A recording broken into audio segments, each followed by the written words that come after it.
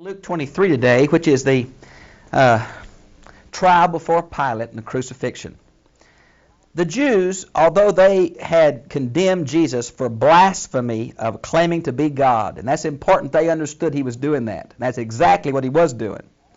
Brought him to Pilate with three other accusations that were all lies from their previous attempts to trick him in the temple. Now here they are in verse 2. Corrupting our nation, forbidding to pay taxes to Caesar, and claiming to be a king himself. Now that second one is Luke 20, 19 through 26, and the third one is Luke 19, 29 through 40. And these are the charges they knew would get the Roman officials' ears. Okay? Now, and Pilate asked him, "Are you a king of the Jews?" And he said to himself, "Yes, I am." Well, a little bit better idiom is, "you say." It's an idiom affirmation, but with some qualifications. Probably he's saying, yes, I am, but the way you're saying it, I'm not in a political sense. I am the king, but I'm in a spiritual sense. And that seems to be what he's saying. You might want to see Matthew 26, 25, John 18, 36 and 37. Okay? Let me continue then. Then Pilate said to the high priest and crowds, "I do not find anything blameworthy in this man." Now it is amazing to me that Luke, who is writing to Gentiles, was trying to show that Christianity was not a treason against the Roman officials. And even in the mouth of Pilate, he kept saying over and over again, this man's not guilty. This man's not guilty. Look at it. Verse 14, verse 4, verse 14, verse 15, verse 22, John 18:38, John 19:4 and 6. This is a witness that though Rome killed him, Rome knew he was innocent. And that's an important testimony. It was the Jewish leaders, okay? But they continued emphatically insisting. He is exciting the people by teaching all over Judea. And he started in Galilee, and now he is here. Well, Galilee was a hotbed of resurrection sentiment. Many of the revolutionaries and zealots had come out of Galilee. They said that to try to be another nail in his coffin. But old Pilate wanted a way out. And he took that immediately and said, oh, well, Herod is here in town, and that's his jurisdiction. Take him to Herod. So Pilate used what they thought was going to be further evidence against him as a way to get out. Now he refers him to Herod. Look at verse 8. Now Herod was very glad to see Jesus. Why? Well, Herod thought that Jesus was John the Baptist reincarnate. You might want to see Matthew 14, 1 and 2, Luke 9, 9. He wanted to see Jesus do a little trick, a little magic, a little miracle for him. Okay? Herod's the only one that Jesus will not speak to. Jesus spoke very positively of who he was to the high priest and the Sanhedrin, and he even speaks pretty positively to Pilate. He didn't say a word to Herod. Now the reason this whole episode about Herod, look at verse 12. This is unique to Luke. So Herod and Pilate became personal friends that very day. They had been at enmity before. We know nothing about that. Don't know what it was about, but this is unique to Luke. How did Luke know so much about Herod? Well, if you notice the book of Acts, chapter 13:1, there's a man named Manaen who grew up as a court friend of Herod's, and Luke knew him. I bet Luke got most of his eyewitness account from this Manaen who Herod talked to and heard the scuttlebutt around the palace about Jesus and John the Baptist. Boy, Luke was an accurate recorder of historical events. Now, notice if you would, then Pilate called a meeting of the high priest and the leaders and the council of the people and said to them, "You brought me this man on a charge of turning the people from allegiance. And here in your presence I've examined him and do not find him guilty of the charges you make against him. Nor does Herod." There's two more that say he's innocent, Herod and Pilate. "For he has sent him back to me. Indeed, he has done nothing to deserve the death penalty, so I will flog him and let him go." Now, from the other Gospels, Herod's flogging Jesus was an attempt to get sympathy from the crowd. Now, flogging was a terrible punishment. We learn from other sources that this was not the kind of flogging that happened before you're crucified. Now, that was a brutal beating. But that sometimes when a man was brought before the court and was dismissed, to kind of, for good behavior, to keep him kind of straight and causing so much trouble to all the officials, they would beat him lightly.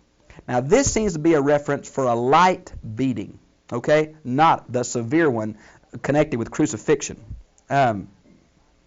Now, verse 17 is left out of my manuscript. This is William's translation. It's in Aleph, but it's not in A and B, okay? Some think it's in Matthew 27:15, Mark 15:6, John 18:39. So some think it was included here by accident. You might want to, we talked last week about textual criticism. What we want is not to take away from the Bible. What we want is the true Bible. We want what Luke wrote. That's all we want. That's the bottom line. We want what these inspired authors wrote. And sometimes it is so hard to know. It is so hard to know. But they all together begin to shout, "Away with this fellow, and let us have Barabbas." Now, this Barabbas deal, it was a tradition that the Passover they released a prisoner. Rome did. Let me give you a couple examples. Mark 15:6, John 18:39, Matthew 27:15. But the guy they're going to release is guilty of the very crime that Jesus is charged with. Now, isn't that ironical? Now, Pilate's going to try to release him, but they're going to threaten Pilate. They're going to say, I'm going to report you to Rome if you don't do what we want. That's John 19:12.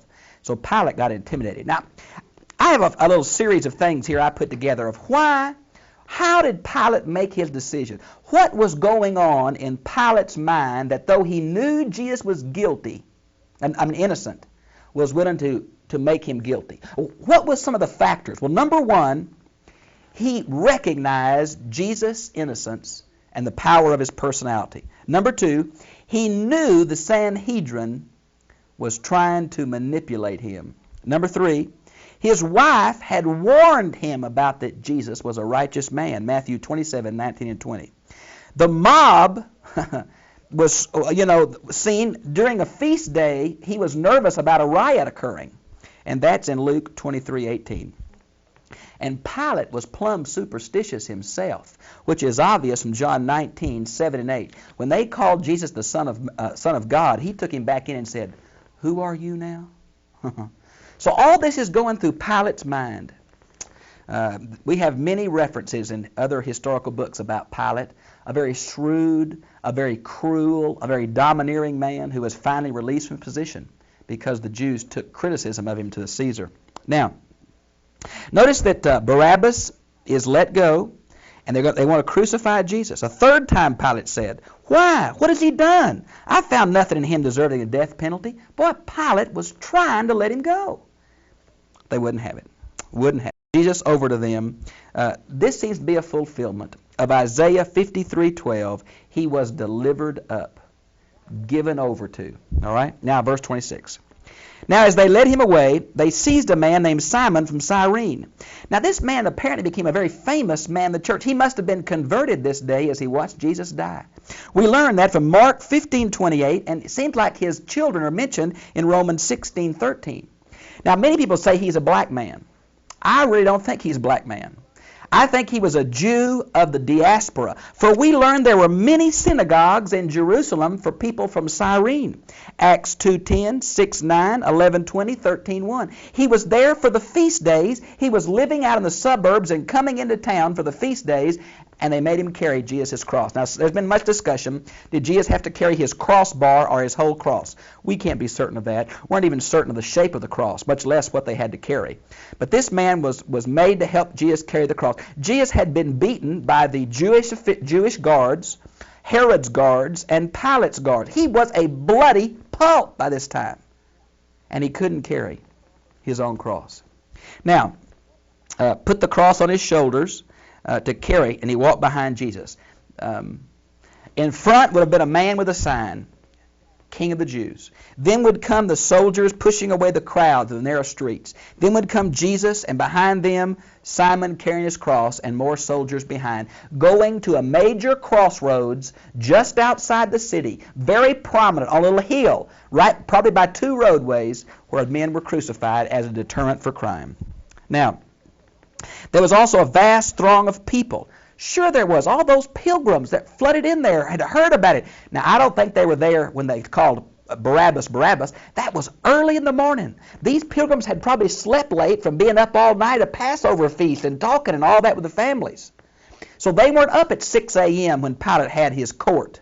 And they weren't up when the crowd started crying, release Barabbas. I think that group of zealots knew they were going to release somebody, and they were there to plan to say, give us Barabbas, irregardless of the Jewish high priest and the deal with Jesus, what they didn't probably know about. It didn't take much to instigate them. But now here comes a whole throng, and women who were beating their breast and lamenting him. Now, these women we know were probably some of his followers, but many of the women of Jerusalem would do this, and they tried to offer drug wine to these people from time to time because they were sorry from being. But Jesus turned to the women and said, Women of Jerusalem, stop weeping for me, but continue to weep for yourselves and your children. Even in a moment like this, he cared for these women, trying to give them a prophetic fulfillment of who he was and what was going to happen.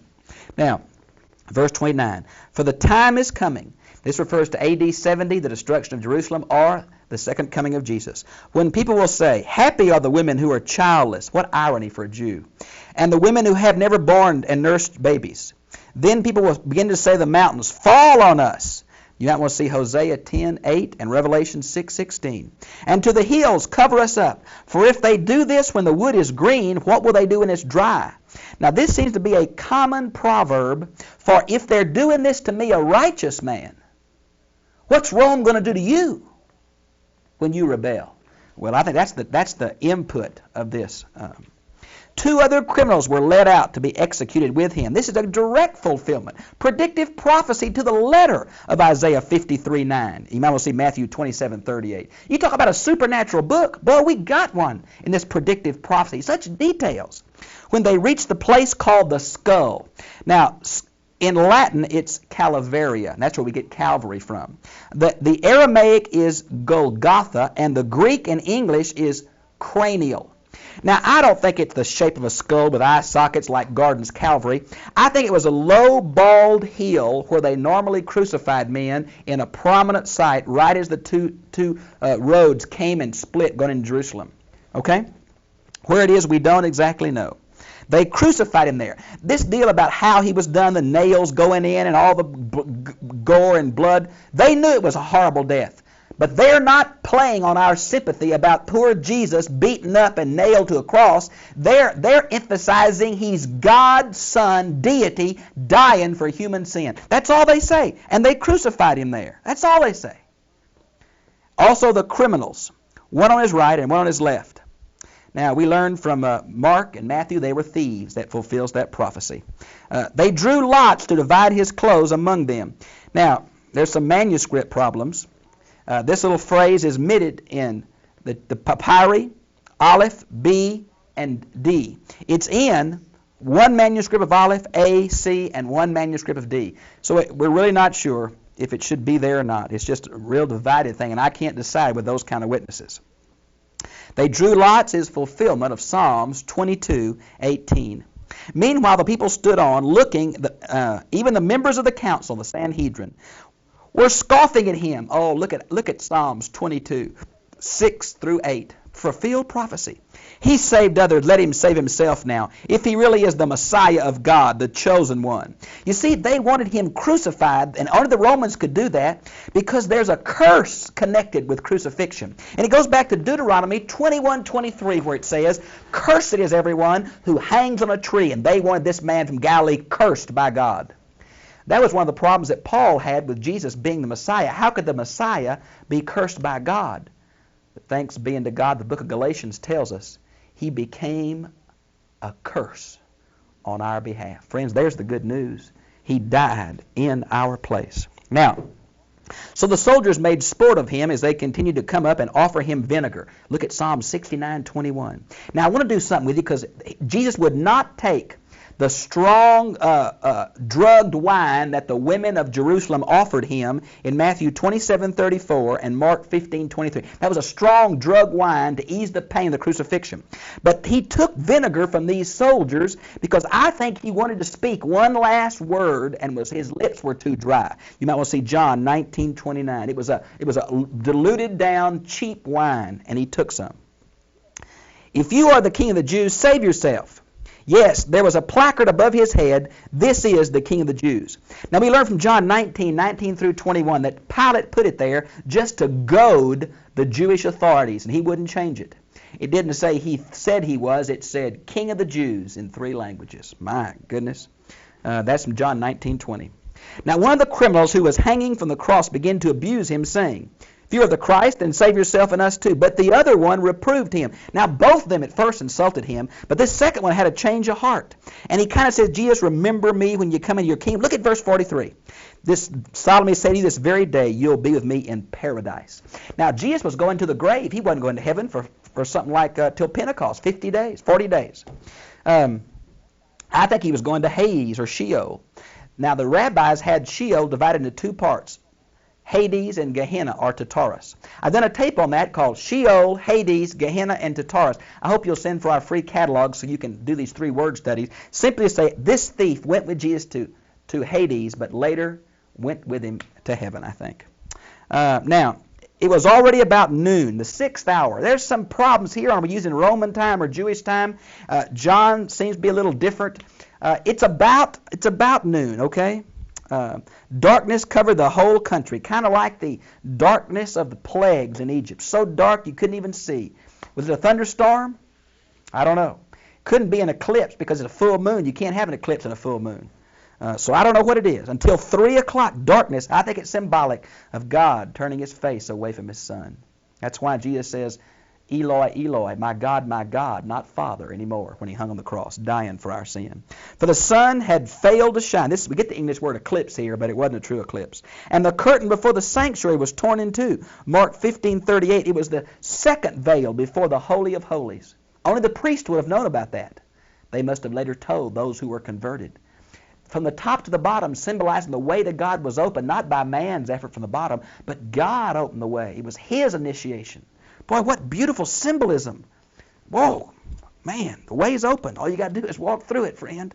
Got to walk through it. Jesus uttered a loud cry and said, "Father, I now commit my spirit to your care." Friends, he was in control the whole time. Hurt, yes. Suffering, yes. Away from the Father, estranged, bearing the sin of the world, yes. But in control. "Father, I'm going to die now." And he breathed his last. Maybe a quote from Psalms 31:5. We're just not sure. You know, the Talmud, I missed this, I see it in my notes. The Talmud even said that the doors, the huge wooden doors of the temple, miraculously opened during the crucifixion. Now, some would say it was the earthquake mentioned in the other Gospels. If the doors of the temple opened and the second veil was ripped from top to bottom, it may have been possible that someone could have seen right into that empty of Holy of Holies. Now, there was a front veil. That may have been closed, so I'm not sure that's true, but it's possible. Now, even the Roman captain who had crucified many men, verse 47, he says, he certainly was an innocent man. Now, there are several different translations of this. Matthew and Mark have a son of God, but knowing his polytheistic background, he's not saying he's the Jewish Messiah, or he didn't understand what he was saying. He just said this was a godly man. Now, Plummer has this. He was a good man, quite right in calling God his Father. That may be what this guy was understanding. I don't think this guy's saved here. I don't think he's coming to know the Lord in a personal way. I think he's saying, woo, this was someone different. This was someone special. This was not a normal death. That's what he's saying. And all the crowds who had come together for this sight, when they had seen what took place, returned to the city. But they continued to beat their breast in grief, sign of mourning. But all his acquaintances and the women who used to follow him. I want to tell you, there's a large group of women. Friends, women have always had a significant part in the ministry. I think these women were probably widowers or had some money. Many of us believe the women is who supported the apostolic band. They were always there. The women were there almost every time to see the works and hear the words of Jesus. These are godly, wonderful women. From Galilee in a group were standing at a distance. Now this deal about burying the body. John is the only gospel that mentions Nicodemus. Here it's Joseph of Arimathea, who was a member of the Sanhedrin. Apparently he wasn't invited to that early morning meeting. Or they said they couldn't find him because he doesn't express a different opinion. And it says he was not in agreement with that. A town of Arimathea, we're not sure where that is. He was waiting for the kingdom of God. He was kind of a secret disciple. But I want to tell you, he really showed his colors here. How would you like to go and ask the official Roman governor for the body of a person accused of treason? Pilate was surprised Jesus died so early. Now again, you just can't get all this if you just read one gospel. This harmony of the gospels will try to put all the events together. If you just try to read Luke or read Mark or read John, You'll get confused because they're all a little different. This book will help. It kind of puts them in parallel. I'm not saying this is inspired. It's not. But I love and trust this man, and I think it's as good as any. A Harmony of the Gospels by A.T. Robertson. Now, a book like this will do the same thing. The Christ of the Gospels by Shepherd. It will try to put these events in some kind of order for you, because you just can't read one gospel and get it. Okay?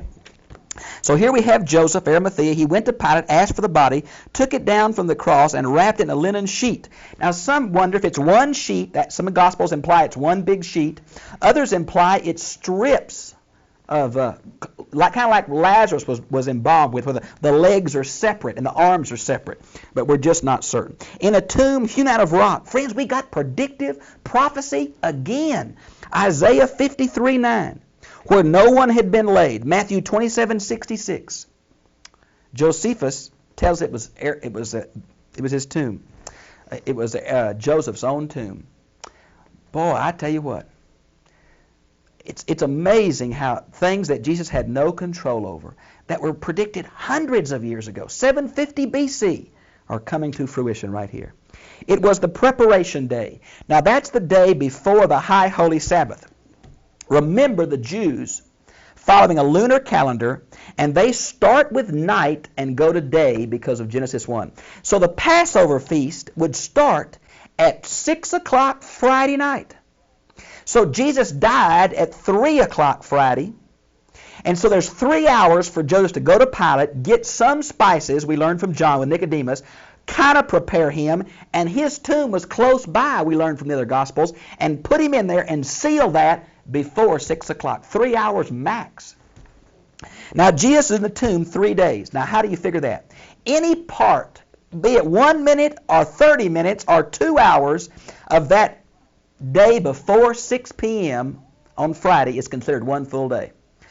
All of the high holy Sabbath, 6 p.m. Friday to 6 p.m. Saturday. And then from 6 p.m. Saturday to sometime Sunday morning, we got about 36 to 40 hours. That's how long Jesus was in Hades. I think he really died, really experienced the lostness of men, sent to the realm of the dead to preach, and then to bust those doors wide open when he came back out. Now, preparation day, and the Sabbath was just beginning, 6 p.m. Friday. So the women who had come with Jesus from Galilee, you might see 24:10, they knew that, first of all, you couldn't buy things that late. Okay, it's a feast of a week. It's getting ready for the Sabbath. Couldn't buy things. They didn't think that Joseph and Nicodemus did a good enough job in wrapping that body right. There's some votive candles that should have been put there. They didn't have those. Maybe the wraps weren't done exactly the way they thought they should. So they're going to know where that tomb is because they're coming back. The first chance they get, first light, Sunday morning, friends, those ladies are coming to do what they think's right with the body of Jesus. Followed closely, and Joseph, and saw the tomb and how his body was laid there. And they went back home and prepared spices and perfumes. They were going to go back and do it right according to Jewish tradition. Now, I said, we can't fit all these things in, but it is obvious the impact this had. That city bulging with pilgrims, many of them believed Jesus was the Christ, died. They couldn't understand it. They said, we thought he was the one. He raised others from the dead. He cured the sick. He calmed the storm. And yet they've killed him. But see, you got to see the big picture. That's what we get so tunnel vision sometimes. We think our problems are so bad. We got to see the big picture. Jesus came to give his life a ransom for many. Jesus came to die. I know it was a cruel, brutal, unfair thing. But the physical thing that happened is nothing to compare to the spiritual thing that happened. Friends, our sin was dealt with in the sinless death of Christ. It was predicted in detail. Genesis 3:15, Psalms 22, Isaiah 53. If you don't believe a supernatural Bible, after reading those things written hundreds of years before, and then reading the life of Jesus, how they came to fruition, every one of them. The other prophecies about Malachi, not Malachi, where he was going to be born, Micah 5:2, his ministry in Galilee, Isaiah 9 and 11. Whoa, what a supernatural book. And it presents a picture that the man from Nazareth was really deity incarnate. They may be able to kill him physically, but they can't keep a good boy down. And I'm so glad that chapter 24 is coming. And I'm so glad he sits at the right hand of God, ever making intercession for the saints. Friend, the one who died is the one who's alive. I'm not sure if the shroud of Turin's, the actual cloth that wrapped him in, and I could care less, but I know from this book that the one who died in Jerusalem on AD 30 is the one who rose again, promised that if I trust him by faith, he'll come back to get me, and that he's prepared a place for me, and that he's interceding for the Father on my behalf, and he sent the Spirit to come and live within me and make me more like himself. And if you don't know him, I invite you in his name to let him come into your life today, to forgive your sins, give you real hope and joy, and be ready for that great day, whether we close our eyes in death or whether we see the eastern skies open up. There wasn't a tomb big enough, and that boy's coming back for his own. I've enjoyed being with you. I'll see you again, same time, same place next week.